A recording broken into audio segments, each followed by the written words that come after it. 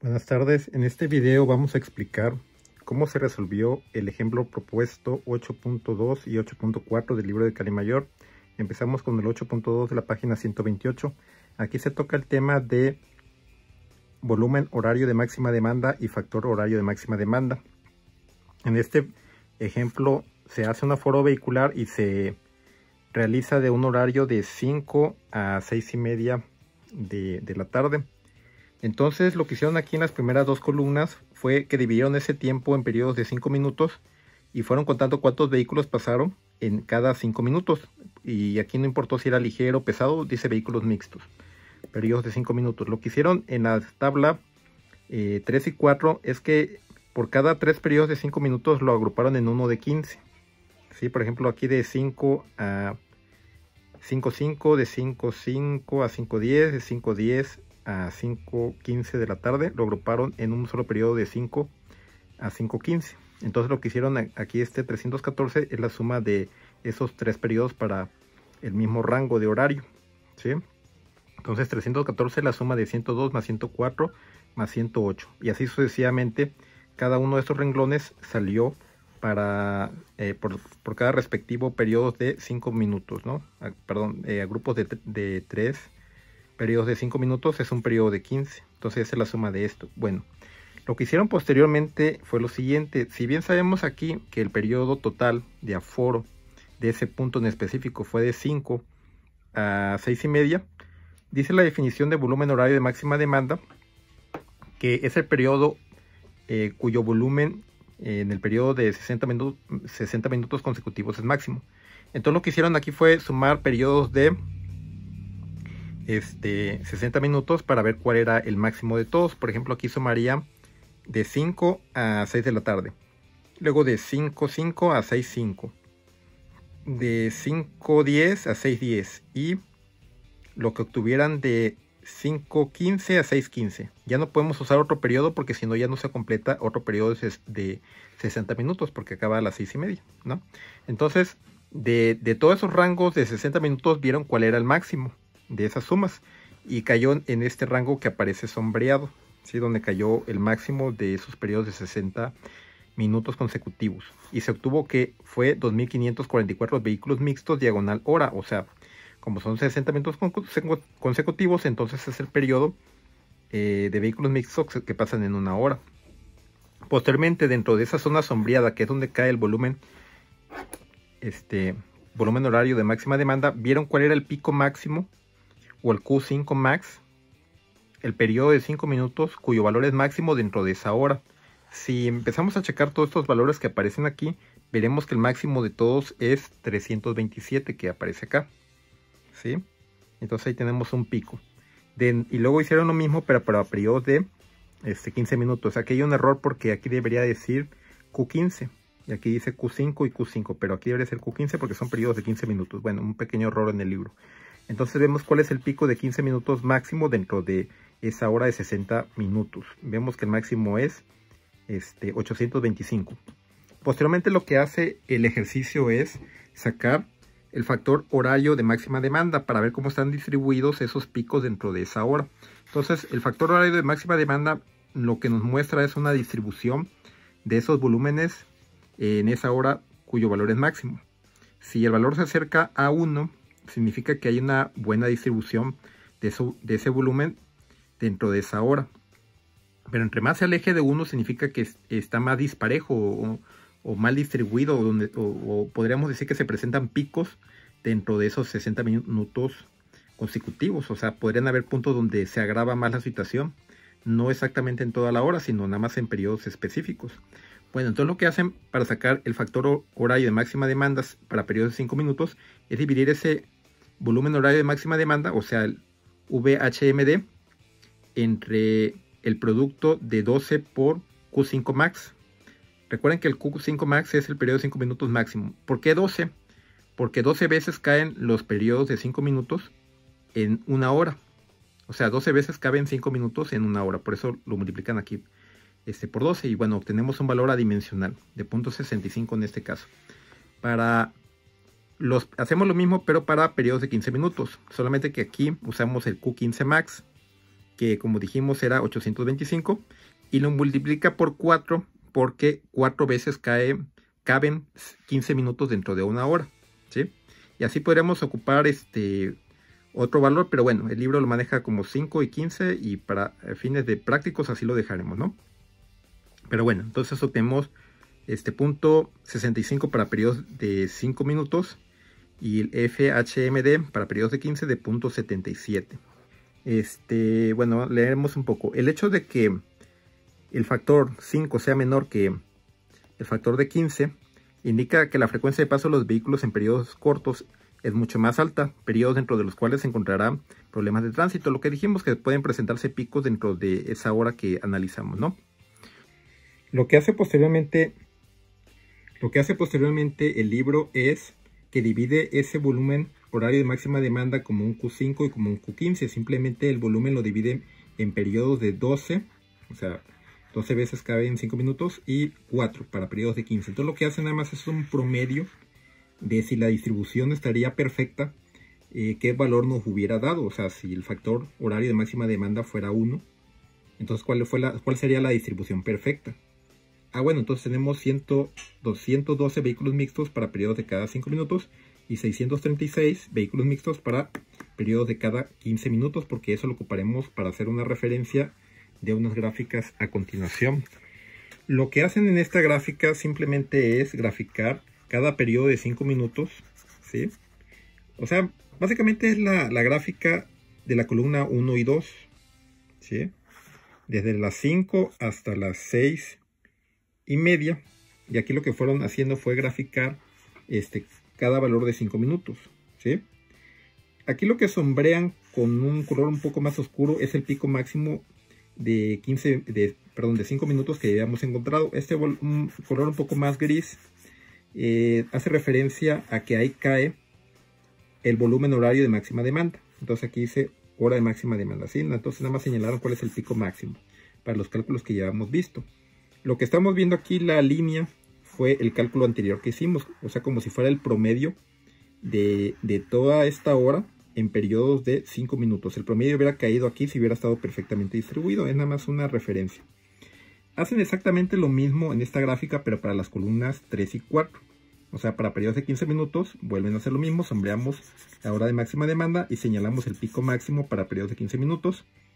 Y pues obviamente lo comparamos con su respectiva referencia, la perfecta distribución del volumen horario de máxima demanda para periodos de 15 minutos. Aquí hubiera caído, vamos a decirlo así, el promedio. Y bueno, es así como se resuelve el primer problema, ejemplo 8.2. Ok, ahora explicaremos el ejemplo 8.4 del libro de Calimayor de la página 196 del tema ajuste y expansión de volúmenes de tránsito. Vamos a dar una breve explicación de esta figurita que vemos acá para que se entienda mejor el problema. Lo que estamos viendo aquí es una estación que le llaman estación maestra y vemos aquí 6 estaciones de cobertura. Para que esta metodología funcione, hacen lo siguiente. El comportamiento de tránsito debe ser similar en todas las calles respecto a la estación maestra. Aquí quiere decir que para deducir datos faltantes de estas estaciones de cobertura, tienen que tener un comportamiento similar a lo que pasa en esta estación, para que se puedan extrapolar los datos que obtenemos aquí para los datos faltantes de las calles aledañas. ¿Qué es eso de estación de cobertura y estación maestra? Supongamos que en un día hacemos un aforo vehicular, pero no tenemos los equipos, ni el personal, ni los recursos suficientes para aforar todas las calles al mismo tiempo. Entonces, ¿qué hacemos? En esta estación maestra, digamos que aforamos, o si tenemos un equipo completo para aforar las 24 horas de un día. Pero los recursos nada más nos alcanzan para obtener un dato de una hora completa de cada estación de cobertura que vemos aquí. Pero como sabemos que el comportamiento es similar, entonces podemos deducir a través de proporciones los datos faltantes de las estaciones de cobertura a partir de las proporciones que obtengamos de la estación maestra. ¿Cómo es esto? Bueno, acá estamos viendo el mismo ejercicio en esta tabla 8.7 que pertenece al mismo ejemplo, donde aquí tenemos los tránsitos de volumen completo de la estación maestra. ¿Cuántos pasaron de 0 a 1 hora? O sea, desde la medianoche hasta la 1 de la mañana. desde la 1 a las 2 y así sucesivamente hasta obtener de las 23 a las 24 horas. O sea, sumamos cada hora que pasó en cada rango de hora, en cada hora completa, y obtenemos un tránsito diario, el volumen total que pasó en las 24 horas de esa estación maestra. Pero en las estaciones de cobertura dijimos que nada más teníamos un solo dato. Por ejemplo, de la estación de cobertura 1, voy a regresar a la página anterior, que sería esta, ¿sí? Nada más obtenemos cuántos pasaron. De 7 a 8 de la mañana pasaron 428. Y así sucesivamente tenemos para una hora diferente para el resto de las estaciones de cobertura. Pero sabemos que las proporciones son iguales a la estación maestra y a partir de ahí podemos deducir el resto de los datos que nos faltan. Nos faltan 23 datos de cada estación de cobertura. En el ejercicio que tienen que resolver, o los ejercicios que tienen que resolver de ese tema, pues se unieron las dos tablas que vamos a ver. Aquí vemos una tabla y aquí tenemos otra. Pero en el ejemplo que se les mandó, pues viene en una sola tabla. Pero bueno, lo que hace aquí el libro es que nada más resuelve una estación de cobertura, ¿sí? Y no te resuelve las demás para, digamos, no hacer tan extenso el problema, pero la metodología es la misma. Entonces, ¿cómo se resolvió?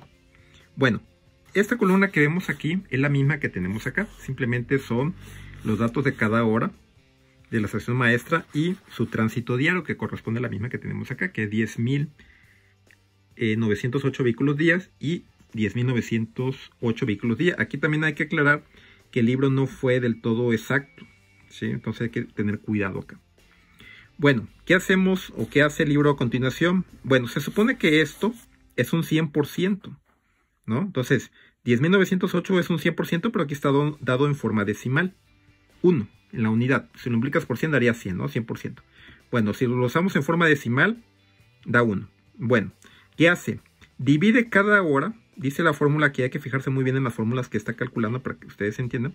Dice aquí que la proporción de la hora I de la estación maestra es igual al tránsito horario de esa hora I, o de esa hora en particular de la estación maestra, entre su tránsito diario de la estación maestra. ¿Qué quiere decir? Que cada hora que obtenemos aquí la vamos a dividir entre lo que nos dio en su total. Y vamos a obtener cuál sería la proporción o el cachito que le toca a cada hora, ¿sí? Si lo multiplicas por 100 sería qué porcentaje de esto, de cada una, corresponde al total.